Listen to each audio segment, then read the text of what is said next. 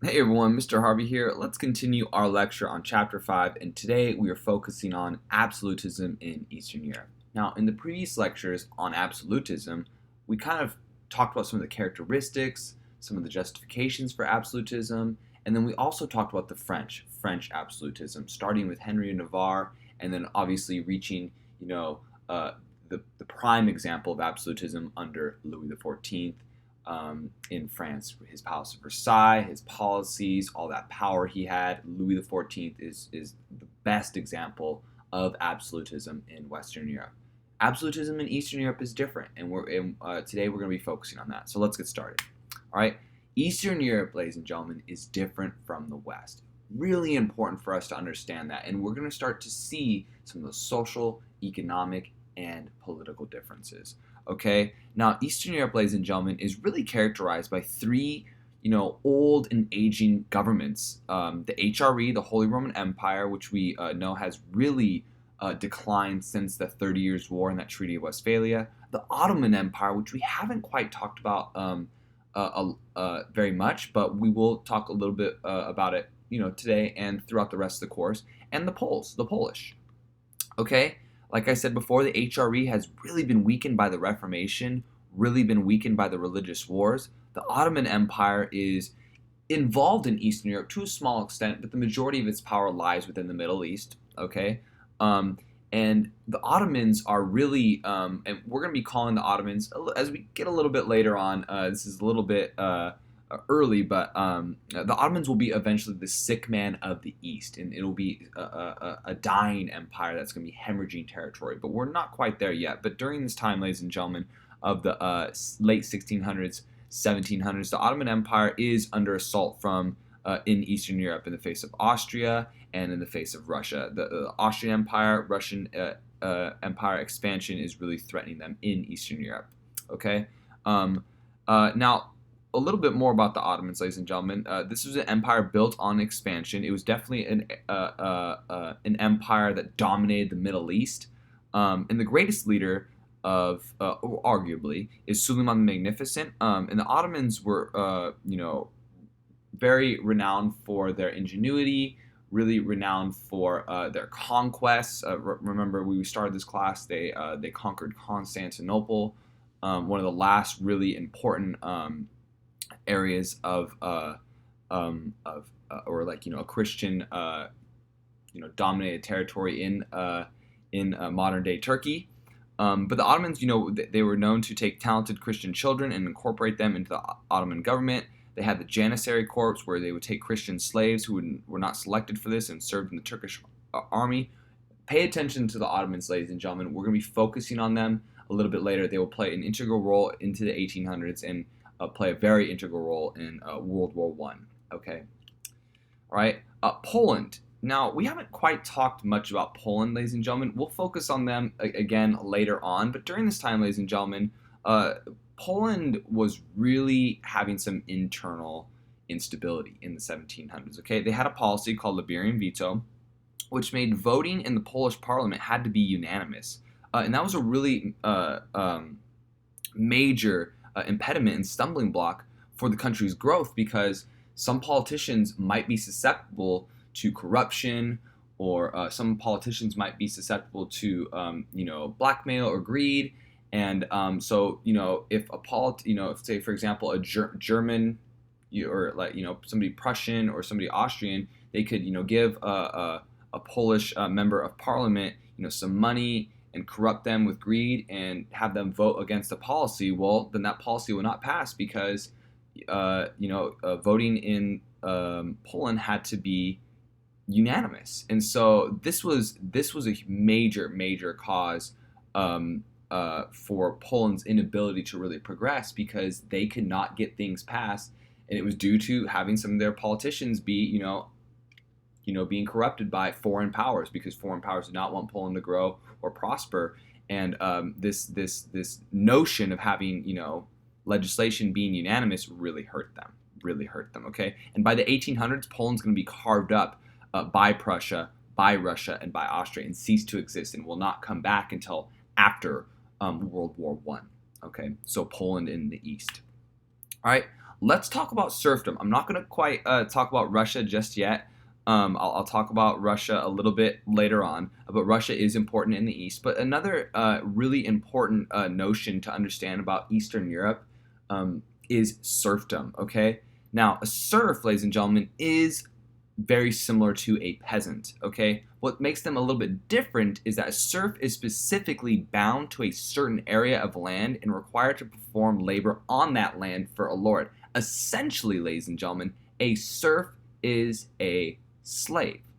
All right, that's very important for us, okay? Very important. And serfdom is going to be very prominent, ladies and gentlemen, in the East, okay? After 1300s, serfdom in Eastern Europe was going to be revived to combat economic challenges, and a lot of the economic challenges due to plague and the Black Death, okay?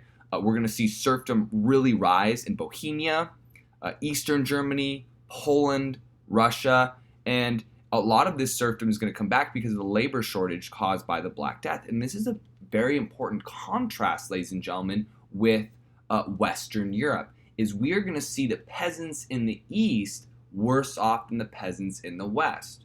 All right, and this is due to some of the successes of those revolts that I talked about early on in chapter 1, the Jacquerie. Okay, the peasants in the West are going to have more status than the peasants in the East. All right, very important for us to understand the different political power that both of these groups have in their respective geographical locations in Europe. All right, so this is a big contrast. The peasants in the West are doing better. All right, socially, politically, economically. I mean, not by much, but they're not. There's not serfdom in the West. Okay, there's serfdom in the East, and I mean, essentially, these peasants, these serfs, are slaves. So the peasants in the West are not slaves, technically. So this is a very fundamental difference between Eastern Europe, and Western Europe. Okay, let's continue to talk about this. Okay, now lords demanded. All right, and this is a really interesting political and social relationship. Is that lords demanded that the rulers, kings, and princes issue laws to restrict or eliminate peasants' rights to move freely. And this was an important deal that nobles made with monarchs. And this was really important in kind of keeping a solid relationship between a monarchy and the nobility was over the serfs. And one way for monarchs to make sure their lords were happy were to give them tremendous amounts of power over their serfs. All right. And these laws were typically granted, and rulers would also pass laws to freeze the social class of peasants so they couldn't move up to a middle class or an upper class. And peasants will lose any land that they have, and these are serfs, and will be given heavy labor obligations and will be tied to the land. They cannot go anywhere. And this illustrates, ladies and gentlemen, the relationship, and I'm going to be talking more about this, of the nobility with the monarchy and the peasantry. But in the East, ladies and gentlemen, the nobility, that was the way that monarchs could kind of create a solid working relationship with the nobility, is give them rights over their peasants, and that would make them happy. Okay. Also, ladies and gentlemen, the control over non-serf peasants, if there are any, right, was also affected. Okay, there was this policy called robot. All right, and in certain regions in the East, peasants who were not serfs. Okay, so this is a peasant who's not tied to land, was required to work 3 to 4 days without pay per week for a local lord. So for 3 to 4 days, they had to work for free and essentially be slaves for a specific lord. All right, so even non-serf peasants, these are peasants who are not tied to land, were not, immune to being, immune to some of these laws. Okay, that were really targeting the peasants in order to appease nobles. Okay, so we're going to see hereditary serfdom, aka the idea that serf and their whole family and their unborn children and generations after that are tied to land. It will be very much a staple of Poland, Russia, and Prussia in the 1600s and 1700s. Okay, and the serfs are going to be tied to any specific land that they work. In Poland, for example, nobles gained complete control over their peasants. So much control that they could legally impose the death penalty on them. What I'm trying to get at, ladies and gentlemen, is just the level of control in the Eastern Europe that they have over the lowest socioeconomic groups. This is complete control over their lives, and it's a huge difference from the West. All right. Now, Eastern Europe. One of the reasons why serfdom is so important, ladies and gentlemen, and we're going to be getting into this as we kind of move into chapter 6 and 7, 8, and 9, is these later chapters, is that Eastern Europe, ladies and gentlemen, was very, very, very dependent economically on agriculture. And so agriculture was the most important economic area within Eastern Europe, and so this was the, the livelihood for the nobles and for the entire countries in this area. And so the serfs were essentially the most important part of this, is that they were providing all that labor. Okay, so we're, during this time, from 1500 to 1800, food prices will increase, and this is the way that Eastern Europe made money, is they simply sold their surpluses in food to the wealthier West in order to make money. And this is going to be really important for us, ladies and gentlemen, all right, is that as we see Western Europe evolve and go through some of these major changes, agricultural revolution, industrial revolution, the Enlightenment, okay, it's going to be really important for us to understand the idea that Eastern Europe is behind, okay? Eastern Europe is behind, and that can most strongly be characterized and symbolized and exemplified by Russia, which we will get into and talk about later on in this chapter, okay? But we are seeing major differences between the East and the West. Okay? Now, like I said before, why serfs in the East and not the West? I mean, let's talk about this a little bit more. Is that the nobles in the East had more power than the nobles in the West? Okay? Remember when we talked about the Black Death, okay, in Western Europe, and when we talked about it in general in Europe, the nobles got hit so hard in Western Europe from the Black Death and lost a lot of power to the monarchy. Okay? Also, they had to give up some power with the labor shortage that was going on to the peasants. And some of those revolts had a tremendous impact, like the Jacquerie, like I said, upon the socio-economic and political sphere in Europe. All right, so the nobles in the East were in more of a better position to have more power, okay, and more influence in the government in the East than in the West, okay? And the monarchs in the East needed their nobles more. They hadn't consolidated their power as effectively or as powerfully as those monarchs in the West, like Louis. Okay, the constant warfare and political instability in the East, is going to result in nobles gaining power at the expense of the monarchs, and we've been talking for a while about Ferdinand and Isabella, the Tudors, the Bourbons, the Stuarts, right? Consolidating their power, monarchies trying to gain power. Okay, in the East, they weren't as effective. The monarchs weren't as effective in gaining power, okay? And like I said before, the peasants in the East were weaker, all right? Those uprisings did not succeed or have as powerful as an effect upon the politics, okay? And peasant unity and solidarity was weak in the East as opposed to the West. Solidarity meaning, unification, unity. It's just a synonym. So, it's really important to understand the differences between the East and the West and why. Why serfs are in the East versus why serfs are not necessarily in the West.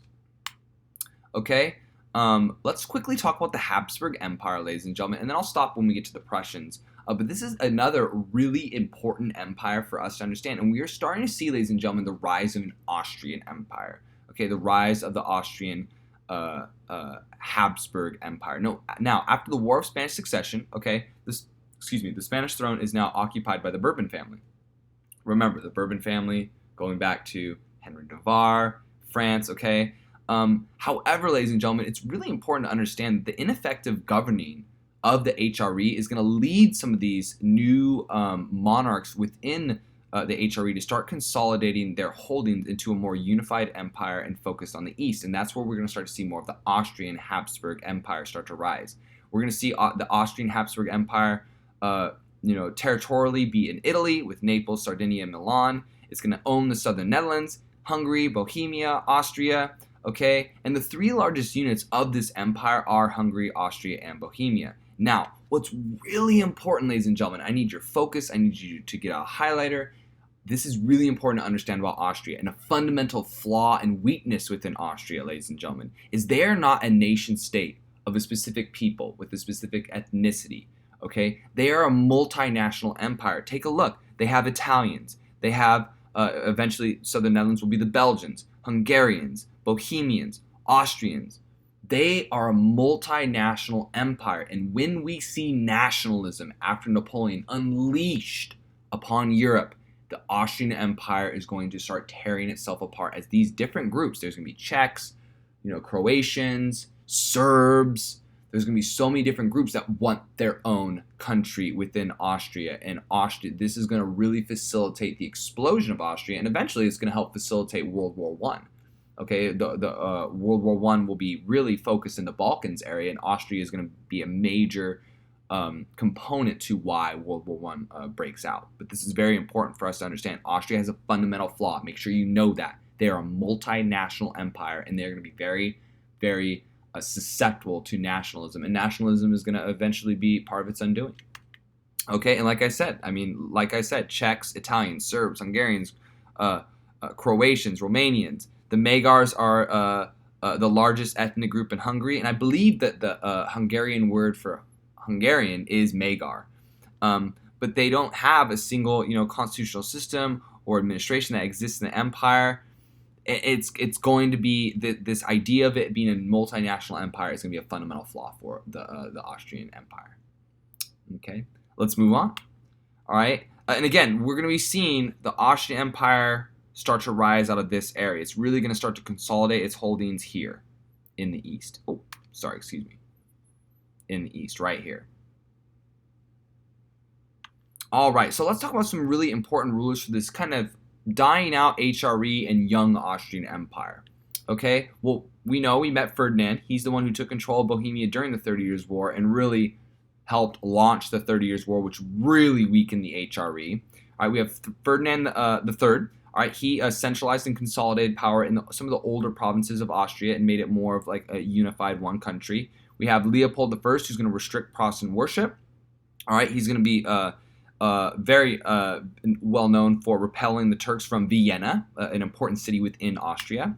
All right, and then we have Charles VI. Now, Charles VI is very important, ladies and gentlemen, and he issues an important edict, an important document called the Pragmatic Sanction in 1713. Now, this, ladies and gentlemen, is really important because he is not going to have a male heir. Right, and so he wants to allow his daughter, Maria Theresa, to take the throne. And so what this Pragmatic Sanction stated was that Habsburg possessions are not to be divided and are supposed to be passed intact to a single heir. And this was meant to allow Maria Theresa to take the throne peacefully. It's not really going to work that way. We're going to talk a little bit about the war that starts with this, the War of Austrian Succession. But this is really important because we're going to see this will eventually start that war, but it will allow for Maria Theresa to take the throne, but not without some problems. Okay, and let's talk about that. So Maria Theresa, she is the daughter and successor of the Austrian Emperor Charles VI. Okay, and no woman had ever ruled Habsburg lands in her own name. Now, what's going to happen, and we'll review this also a little bit later, ladies and gentlemen, is that Frederick of Prussia. Okay, Frederick the Great, he's going to seize the Habsburg province of Silesia, and we'll look at that on a map in class, ladies and gentlemen. But that's going to spark the War of Austrian Succession. He is not going to recognize the Pragmatic Sanction. He's going to be like, nope, not buying it, and he's going to go to war. He's going to go to war with Maria Theresa, and he will take that territory. What's important about this, ladies and gentlemen, is there's two things. Number one is we are seeing the rise of Prussia. Prussia is becoming a really vital, important player in European politics, and especially on the continent. And this is, again, we are getting ready to see a strong Germany rise, and it will be the Prussians that do that. All right. Now, eventually, ladies and gentlemen, Britain and Russia are going to intervene, and Maria Theresa will be able to preserve the empire, and she will be able to survive this war. And we're going to see Austria eventually try to run it back with the 7 Years' War, also known as the French and Indian War. And we'll get to that a little bit later in this lecture. But Maria Theresa is going to be able to preserve the empire, strengthen Habsburg power by kind of reorganizing her bureaucracy. And Britain and Russia are going to get involved in this because they don't want Prussia to get too powerful too quickly and upset the balance of power by gaining new lands. And we'll talk more about this idea of the balance of power as we continue. Okay? Hey, let's talk about Prussia, ladies and gentlemen. I'm going to save that for the next lecture, okay? Thank you so much.